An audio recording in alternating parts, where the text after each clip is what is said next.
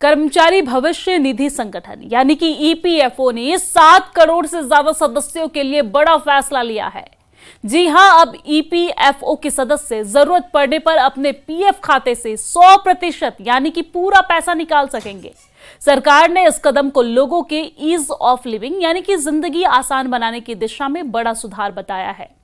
दरअसल श्रम मंत्री मनसुख मांडविया की अध्यक्षता में हुई बैठक में यह बड़ा फैसला लिया गया है। अब पढ़ाई, शादी, बीमारी या घर जैसी जरूरतों के लिए पैसा निकालना पहले से ज्यादा आसान और झंझट मुक्त हो गया है। इस बदलाव से करोड़ों कर्मचारियों की आर्थिक आजादी और सुविधा दोनों बढ़ने वाली है। सोमवार को ही बैठक में ईपीएफओ की सेंट्रल बोर्ड ऑफ ट्रस्टीज यानी कि सीबीटी, जिसकी अध्यक्षता श्रम मंत्री मनसुख मांडविया ने की, इसमें कई अहम फैसलों को मंजूरी दी गई है। सबसे बड़ा बदलाव यह है कि ईपीएफ से आंशिक निकासी के नियमों में पूरी तरीके से सरल और लचीला इसे बना दिया गया है।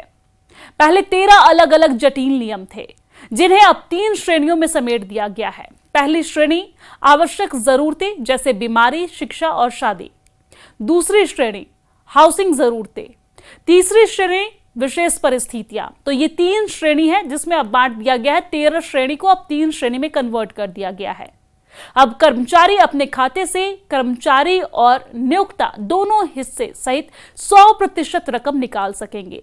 शिक्षा के लिए पैसे निकालने की सीमा 10 गुना, शादी के लिए 5 गुना तक भी कर दी गई है।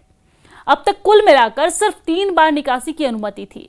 पहले किसी भी आंशिक निकासी के लिए कम से कम 5 साल की सेवा जरूरी थी, यानी कि 5 साल आपके एम्प्लॉयमेंट होने के बाद ही आप इस पैसे को निकाल सकते थे। लेकिन अब इसे घटाकर सिर्फ 12 महीने कर दिया गया है।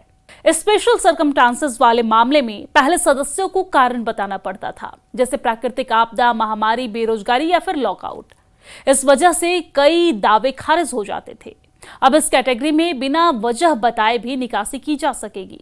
ईपीएफओ ने यह भी तय किया है कि सदस्य के खाते में हमेशा 25% रकम मिनिमम बैलेंस के रूप में बनी रहेगी, जिससे खाते पर 8.25% ब्याज और साथ ही साथ कंपाउंडिंग का फायदा मिलता रहेगा। यानी कि जरूरत के वक्त पैसे निकालने की आजादी भी और रिटायरमेंट फंड का फायदा भी बरकरार रहेगा। तो यहाँ पर बड़ा फैसला लिया गया है और साथ ही साथ ईपीएफओ का कहना है कि अब आंशिक निकासी के 100% दावे ऑटोमेटिकली सेटल हो जाएंगे, वो भी बिना किसी डॉक्यूमेंट के। इसके अलावा फाइनल सेटलमेंट के नियमों में भी बदलाव हुआ है। अब पीएफ का प्री मैच्योर सेटलमेंट 2 महीने की बजाय 12 महीने और पेंशन निकासी 2 महीने से बढ़कर 36 महीने की जा सकेगी। बैठक में विश्वास स्कीम को मंजूरी दी गई है, जिसका मकसद पेनाल्टी मामले में मुकदमेबाजी घटाना है और अब देर से जमा किए गए पीएफ पर पेनाल्टी सिर्फ 1% प्रति माह होगी।